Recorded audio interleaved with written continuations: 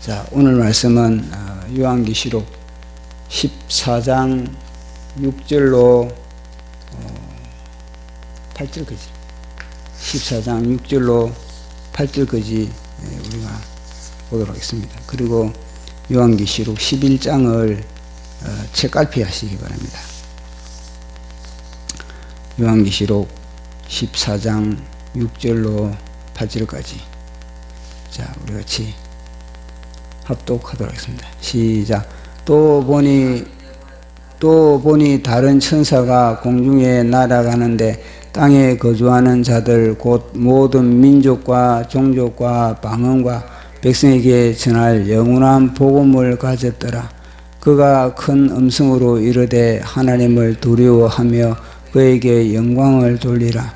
이는 그의 심판의 시간이 이르렀음이니 하늘과 땅과 바다와 물들의 근원을 만드신 이를 경배하라 하더라. 또 다른 천사가 곧 둘째가 그 뒤를 따라 말하되 무너졌도다 무너졌도다 큰 성 바벨론이여 모든 나라에 그의 음행으로 말미암아 진노의 포도주를 먹이던 자루다 하더라. 9절에서 13절까지 다 읽어보도록 하겠습니다. 시작. 또 다른 천사 곧 셋째가 그 뒤를 따라 큰 음성으로 이르되 만일 누구든지 짐승과 그의 우상에게 경배하고 이마나 손에 표를 받으면 그도 하나님의 진노의 포도주를 마시리니 그 진노의 잔에 섞인 것이 없이 부은 포도주라.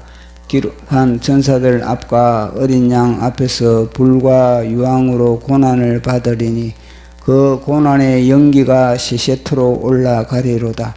짐승과 그의 우상에게 경배하고 그의 이름표를 받는 자는 누구든지 밤낮 쉼을 얻지 못하리라 하더라. 성도들의 인내가 여기 있나니 그들은 하나님의 계명과 예수에 대한 믿음을 지키는 자니라.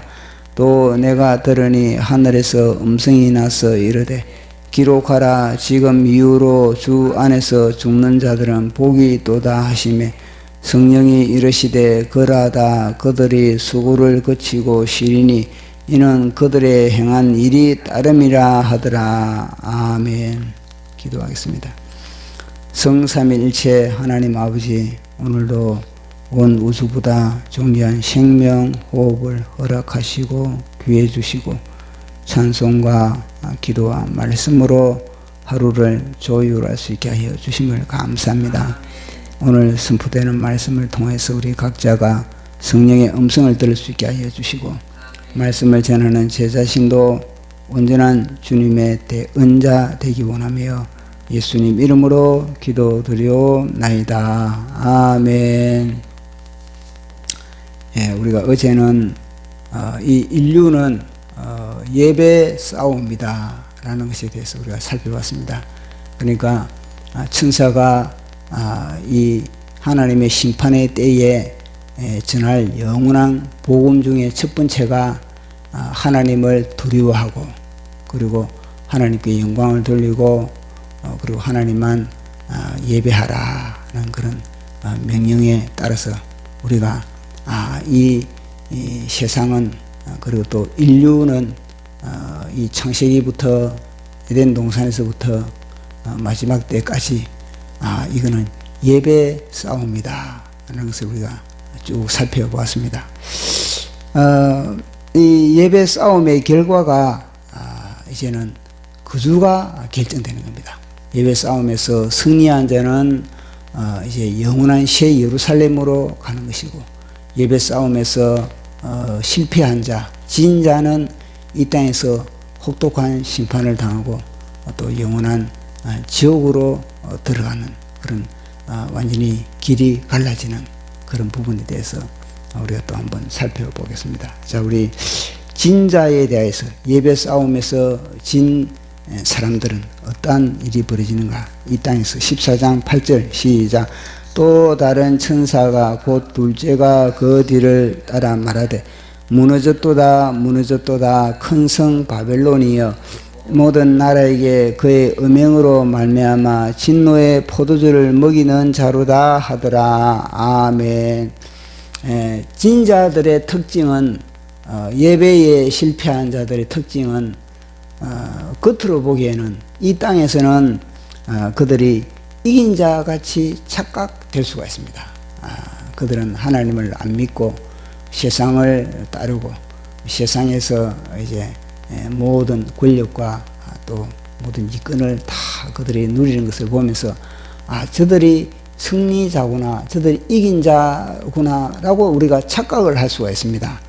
그러나 보기에는 그들이 이긴 자 같지만은 결국은 그들은 말로는 이제는 무너졌도다, 이 큰 성 바벨론처럼 무너지는 그들의 인생의 모든 업적들이 순식간에 와르르 무너지는 그런 바벨탑을 쌓는 것에 불과하다는 것을 우리가 알 수가 있습니다. 거기 오늘 보니까 두 번이나 강조를 하고 있지 않습니까? 무너졌도다. 그러니까 예배에서 실패한 사람들의 인생은 무너졌도다. 그들이 한 일해 동안에 하늘에서 불을 끌어내리기도 하고 또 그들이 많은 치유의 역사를 일으키기도 하고 그리고 또 죽은 자를 살리기도 하더라도 결국 그들은 무너지는 그런 인생에 동참하는 것에 불과하다는 것입니다. 왜냐? 예배에 실패했기 때문에 그런 겁니다. 하나님께서는 아담의 타락 이후에 우리가 아담 이후에 범죄한 우리는 하나님을 어디서 만나느냐? 그것은 바로 제단으로 오라. 우리 정광 목사님이 늘 강조하는 것이 이 5대 제사에서 강조하는 것이 그것이지 않습니까? 제단에서 내가 너희들을 만나겠다.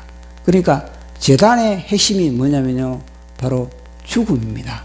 그 제단에는 예수 그리스도의 어린 양이 있고 그리고 예수 그리스도의 어린 양과 함께 우리의 자아가 죽는 현장이 바로 제단인 겁니다. 그래서 우리는 이미 제단을 통해서 우리는 우리의 자아가 무너졌도다. 이 땅에서 우리의 자아가 무너졌도다. 예수 그리스도와 함께 십자가에서 우리의 자아는 무너지고 우리의 자아는 깨지고 이런 자들이 바로 예배 승리자가 는 겁니다. 그러니까 이 바벨론에 속한 이들은요, 자아가 한 번이라도 깨어진 적이 없는 겁니다. 자아가 한 번도 무너진 적이 없는 겁니다. 다 자아만 강화만 했지, 자아가 왕성케만 됐지. 그러니까 그들은요, 이 땅에서 온전한 십자가를 경험하지 못했기 때문에 결국은 무엇입니까? 무너질 수밖에 없다는, 심판을 받을 수밖에 없다는 것을 우리에게 말씀을 하고 있는 겁니다. 그래서 이 바벨론에 속한 사람들은 다 자아가 펄펄 살아있는 겁니다. 그러나 예배에 승리한 자는, 우리는 이 땅에서 이미 우리의 자아가 다 무너졌기 때문에 우리는 속사람이 다시 성령의 사람으로, 성령의 지정의로 우리는 하늘의 형상을 닮았기 때문에 우리는 이 심판에서 우리는 제외될 수밖에 없다는 것을 우리는 여기서 깨달을 수가 있는 겁니다. 그런데 이 바벨론은, 무너질 바벨론은 보니까 모든 나라에 자기 혼자만 무너지면 괜찮겠는데 이 바벨론은 물귀신 작전을 통해서 다른 모든 나라들과 함께 같이 무너지고 있다는 겁니다. 다 그들에게 영향을 미치고 그들을 갖다가 사기를 치고 그들과 한 몸이 되어 있는 그런 부분, 그러니까 그걸 갖다가 악한 것을 다 그렇게 누르게 돼서 붙들이는 그런 바벨론의 성향이 있는 겁니다. 그래서 이 바벨론이 보니까 요한계시록 17장 18장에 가면은 다시 한번 이 언급이 되거든요. 그러니까 오늘 우리가 여기서 영원한 복음 무너졌도다 하는 이 이야기는 지금 당장 무너지는 것보다는 뭐냐면 요한계시록 17장 18장, 그러니까 일곱 대접이 떨어질 때, 일곱 대접이 쏟아질 때 그때에 그 일이 성취가 되는 겁니다. 그래서 성취되기 전에 미리 이걸 갖다가 이제 이 땅에 남아있는 그들에게 이런 복음을 전하는 그런 것을 우리가 보게 되는 겁니다. 그래서 이걸 보면서 바벨론이 무너지는 것, 이것을 다니엘서를 통해서 우리는 끊임없이 세 번이나 반복하는 것을 우리는 배웠습니다. 다니엘서도 보면 동상의 그런 환상을 통해서 이 느부갓네살의 꿈을 통해서, 그러니까 떠인 돌이 발바닥을 치버리니까 그게 바벨론이거든요. 여기 사실은 적 그리스도의 나라인 겁니다. 그러니까 그 무너지는 것을 보여주고, 또 뿐만 아니라 7장에 보면은 짐승들이 등장하지 않습니까? 그 짐승들이 더 처음에는 바벨론의 사자가 등장하고, 그리고 메대 바사의 곰이 등장하고, 그 다음에 헬라의 표범이 등장하고, 그 다음에는 무서운 그런 짐승이 그렇게 적 그리스도의 나라에 로마 그리고 이후에 등장하는, 그것도 어떻게 심판을 받느냐? 결국에는요, 짐승이 죽임을 당하고 그 시체가 상한 되어 타오르는 불에 던져진다는 겁니다. 요한계시록 다니엘서 7장에 그들이 심판의 모습이 또 선명하게 보여주고 있거든요. 또 70일에 대하여서 이야기를 할 때 다니엘서에 그 70일의 마지막 한 일일 때 이 짐승이 적 그리스도가 어떻게 심판을 받는가? 그것도 진노로 말미암아 하나님의 진노로 그들에게 이제는 임하여서 쏟아져서 그들이 심판을 받는다. 그러니까 결국은 끊임없이 강조하는 것이 뭐냐면은 이 바벨론의 모든 적 그리스도의 나라가, 음녀의 나라가, 이것이 다 심판을 받을 수밖에 없다. 그래서 우리에게 끊임없이 강조를 하고 있는 겁니다.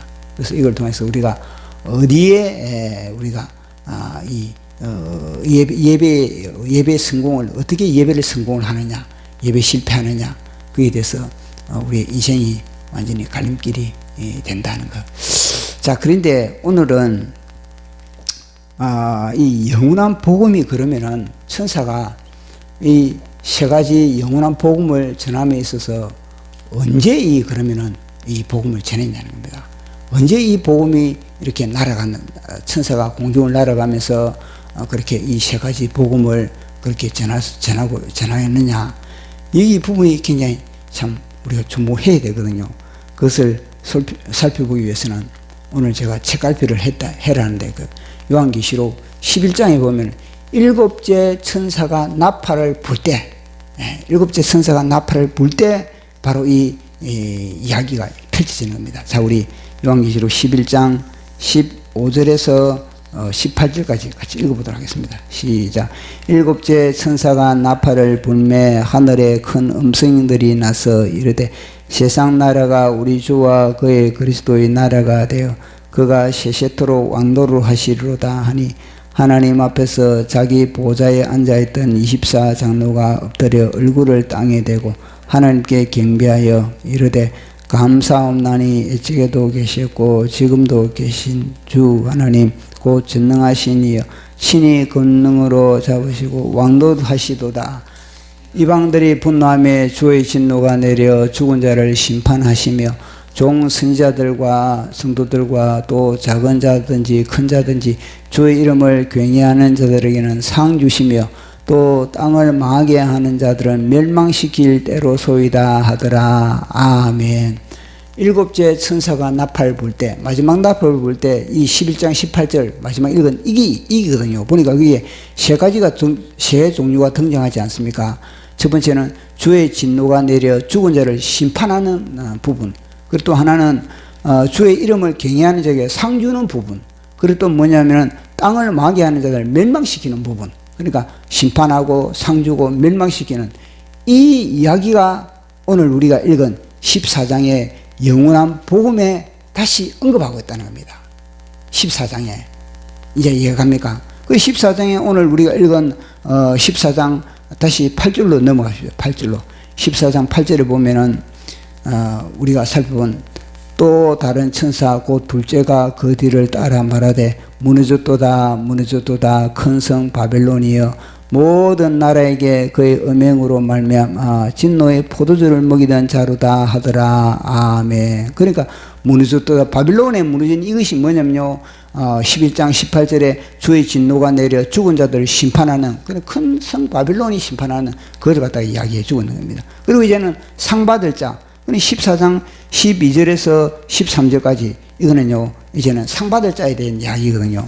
상 받을 자 성도들의 인내가 여기 나니 그들은 하나님의 계명과 예수에 대한 믿음을 지키는 자니라. 또 내가 들으니 하늘에서 음성이 나서 이르되 기록하라. 지금 이후로 주 안에서 죽는 자들이 복이 있도다 하시매 성령이 이르시되 그라다. 그들이 소굴을 거치고 시리니 이는 그들이 행한 일이 따름이니라 하시더라. 아멘. 이 상 받을 자에 대한 이야기거든요. 그 다음에는 멸망받을 자. 그것이 뭐냐면요. 666 표를 이제 찍는 자. 몸에 66 짐승의 표를 찍는 자. 그것이 이제 멸망받을 자. 그렇게 이야기하는 겁니다. 그러니까 이 내용이 일곱째 천사의 나팔을 딱 불었을 때 11장에 이 일곱째 나팔의 천사를 부를 때 그렇게 이 24장로가 그렇게 이야기를 선포를 했던 것과 마찬가지로 이것도 뭐냐면요.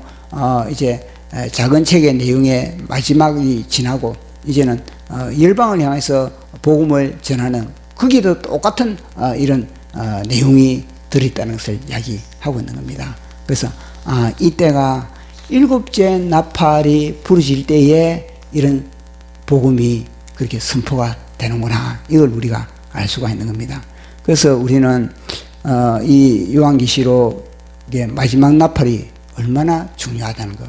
이 마지막 나팔에 대한 이야기가 11장에서부터 계속 이야기를 11장에서 마지막 나팔에 대해서 부르는데 그것이 결국은 12장, 13장, 14장까지 그렇게 가고 있거든요. 나중에는 15장도 같이 영향을 미치고 있는 그런 부분을 우리가 또 계속 우리가 살펴볼 수가 있는 겁니다.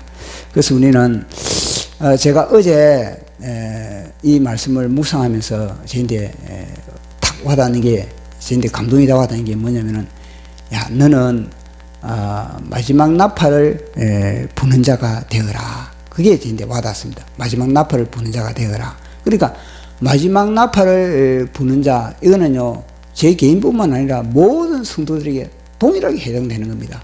마지막 시대는 하나님의 심판의 때는요 다 이 하나님의 백성들은 마지막 나팔을 부는 자가 되어야 되는 겁니다. 마지막 나팔을 부는 내용이 무엇입니까? 우리가 지금 살펴보고 있는 것은 뭐냐? 예배의 대상자. 정확하게 너 예배를 드리라. 그 다음에는 뭐냐면 야 무너지는 바벨론에 너 인생을 투자하지 마라. 그리고 또 무엇입니까? 너 짐승의 표 받지 마라. 그리고 또 무엇입니까? 끝까지 성도들을 인내하라. 그리고 하나님의 계명과 예수님에 대한 그런 믿음을 지키라. 그거거든요. 또 뿐만 아니라 주님 안에서 죽는 자가 복이다. 죽음을 갖다 두려워하지 말라는 겁니다. 이 일곱째 천사 마지막 나팔을 불 때에 이게 하늘의 천사가 그리고 또 20세 장로가 우리에게 이야기해 주는 거거든요. 그것은 뭐냐면요.